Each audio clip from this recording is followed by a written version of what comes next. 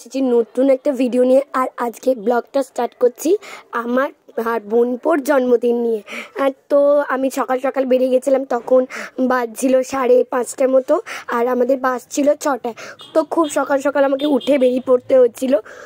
তারপর রাস্তায় যেতে যেতে প্রচুর ঠান্ডা ছিল, আর চারিদিকটা দেখতে পাচ্ছ ফাঁকা, একদম কুয়াশা ছিল, অন্ধকার অন্ধকার ভাবও আছে।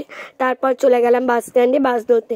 আর আমাদের লোকেশন থেকে আমার পিসির মেয়ের বাড়ি হচ্ছে, মানে আমার দিদির বাড়ি হচ্ছে জাস্ট ট্রেনে 2 ঘন্টা লাগে, সেটা আমাকে 6 ঘন্টার জার্নি করে যেতে হচ্ছে। আর এই গ্রামের পরিবেশ দেখতে দেখতে এত ভালো লাগছিল, সূর্যর জলটা একদম লালচে হয়ে গেছে। কোনোদিন এত ভোরে তো ওঠা হয় না, তো সূর্যটাকেও সেইভাবে দেখা হয় না। তারপর চলে গেলাম আমার বড় পিসির বাড়ি, সেখানে জামাইবু গাড়ি নিয়ে দাঁড়িয়েছিল। আর এই দেখো আমার আর একটা বোনজি, মানে কি ও চকলেট পেয়ে খুব হাসাহাসি করছিল।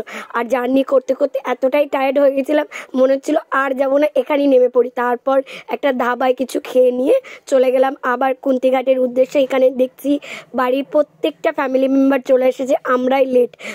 আর জানো তো, বাড়ির প্রত্যেকটা মেম্বারদের যখন সঙ্গে দেখা হয় না, এতটাই ভালো লাগে, মনটা যেন আনন্দে ভরে যায়। তারপর আমার দিদির বাড়ি চলে গেলাম, কারণ আমরা গিয়ে উঠেছিলাম লজে, যেখানে আর কি অনুষ্ঠানটা হবে। আর এখানে দেখছিলাম এরা মারামারি করছে, আমার বুনছি এরা সবাই মিলে মারামারি করছে। তারপর এই দেখো লজের এন্ট্রান্স গেটটা এইভাবে বেলুন দিয়ে ডেকোরেট করেছিল, আর এইখানেই বার্থডে পার্টিটা হবে। তো এটা হচ্ছে আমার কাকার মেয়ে, আমরা সবাই মিলে একসঙ্গে বসে বসে আড্ডা মারছি। আর বিশ্বাস করো, জামাইবাবু, দিদি, পিসিরা এদের সঙ্গে গল্প করতে আমার সত্যিই খুব ভালো লাগে। অনেক দিন পর দেখা হয় না। আর এটা হচ্ছে কিন্তু গঙ্গা, এটা কোনো নদী নয়, কিন্তু এটা কুন্তিঘাটের গঙ্গাটা। আর এই আমি ফার্স্ট টাইম কোনো কাঠের ব্রিজ দেখলে তোমাদের সঙ্গেও শেয়ার করলাম। তারপর ব্রিজ থেকে ঘুরে আসার পর এখানে শুরু হয়ে গেছিলো বার্থডে পার্টি। আর এরা তো খুব এক্সাইটেড, আর এদের ভালোবাসা তো যা বোঝাই যায় না। তারপরে আমরা বসে পড়েছিলাম খাওয়া দাওয়া করতে, আর আমি সবার লাস্ট। আর অনেক দিন পর কলা পাতায় খাবার খেলাম। কলা পাতাটা কী বলো তো, সরি এটা কলা পাতা না, পদ্ম পাতা। পদ্ম গাছের যে পাতাটা, সেই পদ্ম পাতায় খেতে দিয়েছিল।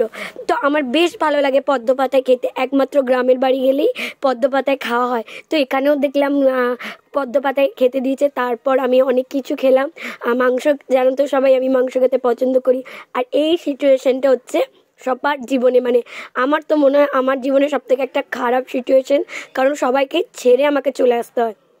কারণ আমার ছুটি ছিল না, এখানে আমার ক্লাস ছিল, ডিউটি ছিল, তো সেই জন্য আমি ছুটি পাইনি। খুব কষ্ট হয় যখন বাড়ির সবাইকে, মানে ফ্যামিলি মেম্বারদের ছেড়ে চলে আসতে হয়।